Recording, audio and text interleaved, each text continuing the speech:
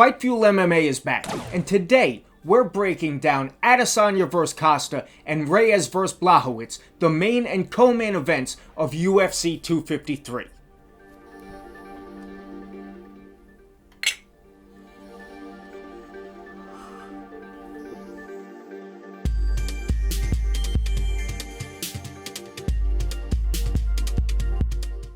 UFC 253 is going down Saturday, September 26th on Fight Island. Yes, the infamous Fight Island. The UFC is making a return.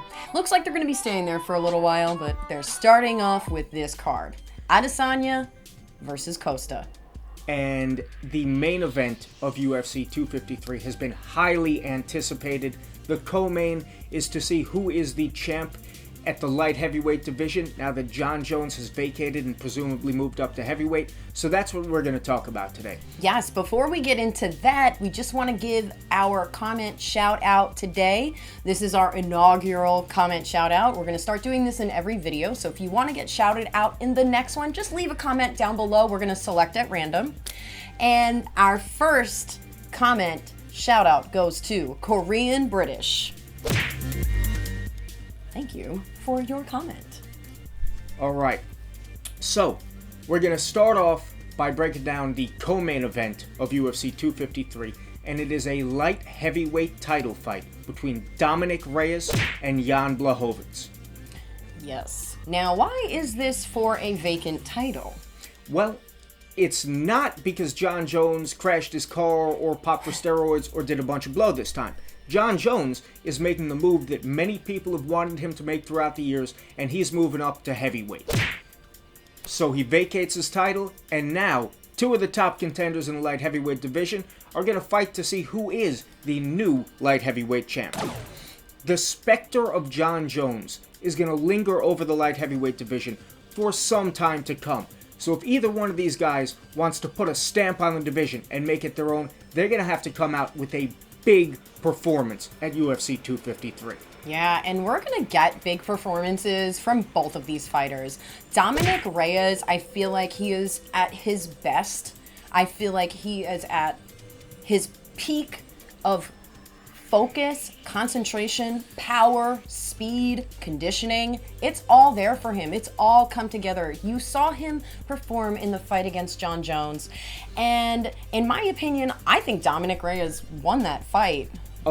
Just barely, but... A lot of people thought Dominick Reyes won that fight by pushing the pace heavily in the first 3 rounds. And then there are some who have that belief that you've got to take the belt from the champ to be the champ.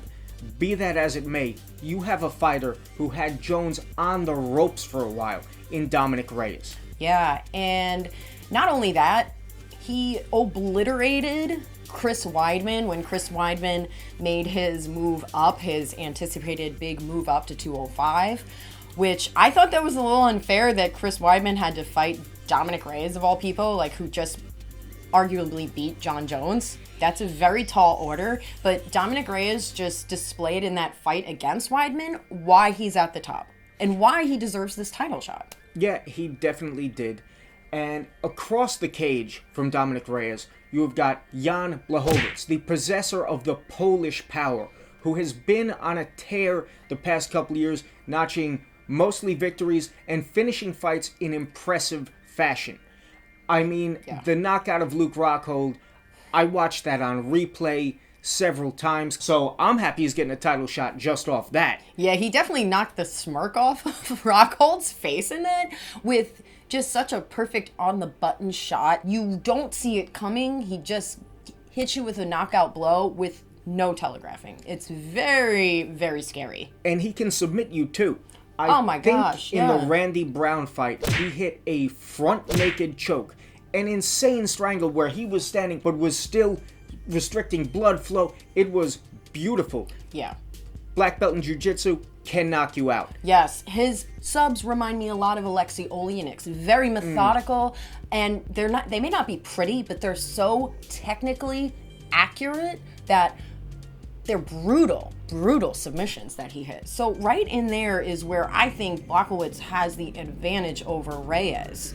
But Reyes, man, I think he's going to take this from Blachowicz. I would agree. I think Reyes is a bit of a younger fighter. I think he's 30. Blachowicz is 37. Yeah. Reyes has less miles on him, and he's been surging. Like we said, that one defeat to Jon Jones might not have even been a loss. I think he's going to be a little too much cardio-wise, a little too much power-wise for Blachowicz.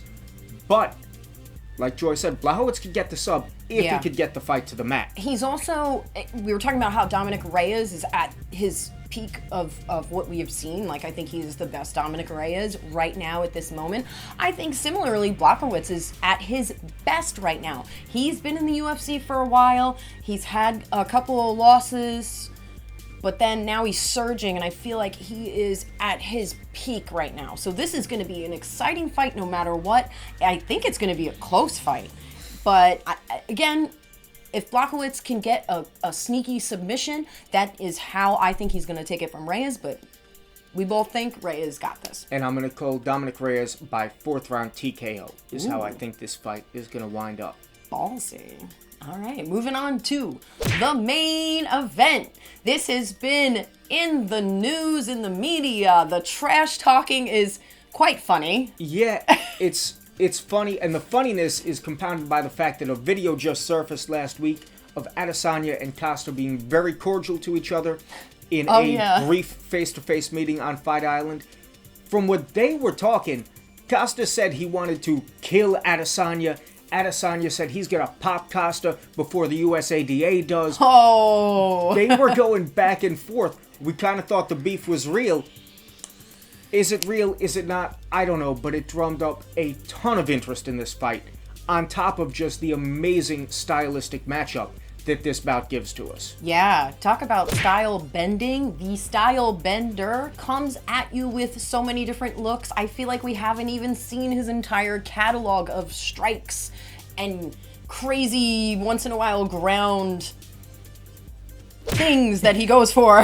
yeah, he will try stuff on the ground. I think he tried a leg lock. He tried another blue belt in the UFC. Adesanya is a blue belt. We're gonna make a video just blue belt MMA fighters, and it's gonna be interesting. It's gonna be ridiculous. Yeah, but Adesanya's bread and butter is his smooth, precise striking.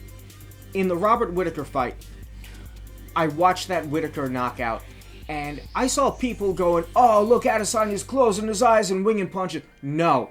Adesanya was able to slip and throw shots from the hip, whipping at the waist to generate insane amounts of power at short range and be accurate with them. That knockout was incredible. And not only did he hit those knockout blows, he did it to Robert Whittaker, a dominant middleweight champion who has been through wars, who hasn't been stopped, I don't think, in such fashion. Yeah, not at middleweight. He's been unstoppable since he moved up.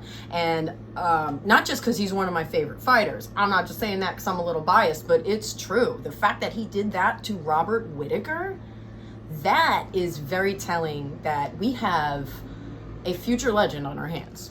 That's true. And across the cage from Adesanya, you have another striker, but a bit of a different style. Yes. Paulo Costa is a juggernaut. He is a forward motion pressure fighter who leans on his tremendous physical attribute and very good striking to just overwhelm and finish his opponents. Yeah, he moves straight forward. He will run right through you, basically, with his really, really hard, heavy shots that he hits. Man, is he dangerous. He is, because like we said, he's huge, but his striking is technically proficient. It's not as advanced as Adesanya's, but if he... effective. Yeah, and if he sets up a big combo and gets Adesanya against the ropes, I could see him breaking Adesanya down. Yeah, but the one thing with Costa is that he has his set of tools. He doesn't really kind of go out of the box with that, because why try to fix it if it ain't broke? Costa has been undefeated for a reason. He's unstoppable. He comes from jungle fights off of championship domination in there, and there's a legacy of Brazilian UFC champions that have come from that organization. Is he going to be putting himself in that category with all of those fighters? This is his shot. Yeah. Look, they're both undefeated. We even forgot to mention that. These are two undefeated MMA fighters. And the reason for each of them being undefeated is very particular to themselves. Adesanya, smart, technical, crisp, striking, and the ability to stuff the takedown. Paulo Costa, destructive power and surprisingly good cardio for a guy who carries as much muscle as him. Are they going to crash into each other in the center of the octagon and brawl? No, because Adesanya would lose. Yep. It's going to be Costa chasing Adesanya and Adesanya whipping counter shots at Costa the entire fight. And I think Adesanya is going to take this fight. Yeah, if he sticks to his game plan. He saw what in the Romero fight, if he doesn't stick to his game plan and he kind of just plays into a tactic from Costa, he might get hit with that overhand right, which Costa's been working on, which is what Romero hit Adesanya with in that fight. So he's kind of looking at how he can keep Adesanya in the middle, how he can just try to run through him with his straight shots.